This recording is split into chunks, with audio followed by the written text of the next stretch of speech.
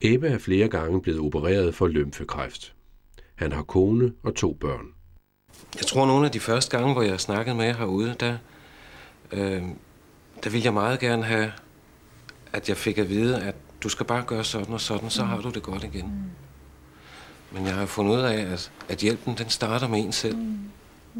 Man skal selv tage fat i det, og selv gøre noget. Okay. Jeg får lyst til lige at spørge, du gik hurtigt henover, men du sagde, at du havde fundet 2 knude. Ja. Som du skulle ud og have undersøgt. Ja, de skærer dem bare væk. De skærer dem bare væk? Ja. Det er jo også noget at tabe sig på. Ja. Men du laver lidt skæg med det. Er det der alvoren i det, er det kræftmøder, du har? Ja. Ja. Og det er noget nyt, du har fået? Ja, de kom samme sted som sidst. De skar et stykke af mig. Ja. Så det tænker jeg må have været hårdt for dig at opdage dem. Ja, det var meget hårdt. Og så tage det ud, ja. Jeg måtte gå hjem og hanke op i hunden og gå en meget lang tur. Så Ebbe, jeg snakker med dig, fordi jeg kan mærke, at det er en vigtig ting, som du måske er svære ved at snakke om. De tanker, der var der. Ja, altså... Jeg synes jo faktisk, at jeg havde det ustyrligt godt. Ja. Og det havde vi også snakket om fredag og lørdag, altså i weekenden. Og så var man jo så ude og prøve at forskønne sig selv under bruseren der. Så fik jeg så kigget og sagde, hov, hvad i alverden er det? Og jeg havde lige været til kontrol, og der har ikke været noget. Nej. Hvor sidder dine knude? Jeg har dem her under armen. Under armen? Ja. Så opdagede du, at du var i bad, der var noget galt? Ja, fordi når man så står der og giver den som barberen i sin villa, så kunne jeg lige pludselig se en duink, hov, hvad var det? Og så mærke efter. For jeg har ikke nogen nerver her, jeg kan ikke føle noget. Nej. Så ringede jeg ud til Herlev mandag morgen, og så skyndte jeg mig derud. Så sagde de, dem må vi hellere tage væk. Jamen altså...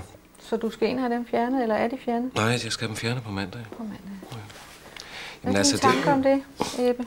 Ja, nu har du fået dem. Jamen, det er lidt småirriterende, ikke? Fordi det gik faktisk godt. Ja. Og jeg havde også på fornemmelsen, at nu var jeg rask. Nu kørte det derudad. Og... Så Ebbe dækker ordet, at det er småirriterende? Nej. Det er sådan en form for flugt, ikke? Det er faktisk meget deprimerende. Og noget alvor, der rykker tættere på? Ja, absolut, ja. Fordi jeg var jo også startet på arbejde igen, efter at have været væk i længere tid. Ja. Og har kæmpet meget med at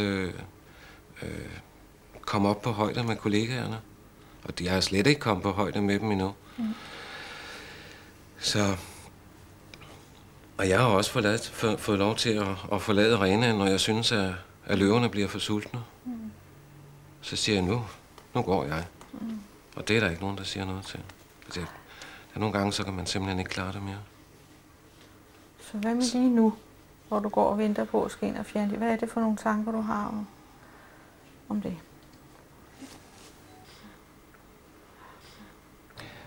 Ja... Jeg er jo lidt bange for, at jeg skal ind og tilbringe lidt længere tid derinde igen. Fordi det er sådan, det sætter tingene også sådan lidt mere på plads her, end her sagt, men jeg havde jo regnet med, at det gik. Men det gør det nok også. Hvordan kan du mærke, at du bliver bange? Hvordan viser det sig? Jeg føler, som om jeg er ved at gå i panik.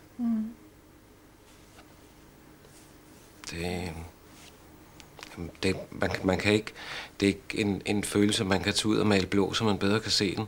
Men altså, man har sådan en uro i kroppen. Jeg har i hvert fald. Jeg bliver desperat og panisk på en eller anden måde. Fordi jeg kan ikke... Det er utroligt svært at håndtere. Så hvad kan du gøre for at prøve at håndtere den lidt? Hjælper dig at tale om det? Det hjælper mig at tale om det. Jeg har fået mere mod på at snakke med folk. Ja. Jeg er blevet storforbruger af mennesker. Ja. Fordi jeg kaster mig vildt frådende over dem, der gider at høre på mig. Ja. Kan du sige noget om, hvad det er, du frygter? Hvad det der gør dig panisk? Hvad er det for nogle tanker, du har om din sygdom? Eller i den situation, hvad er det for noget, der løber gennem dit hoved? På en eller anden måde... Jeg er ikke så bange for at dø. Mm. Men jeg er ked af at miste alle de oplevelser. Mm. Og det... Jeg står tit og kigger ud over markerne og ser på fuglene og solen og skyerne, der driver. Mm. Og tænker, hvorfor skal man ikke stå og kigge på det mere? Mm.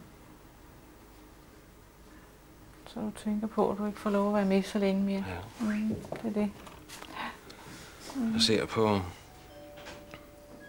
på børnene og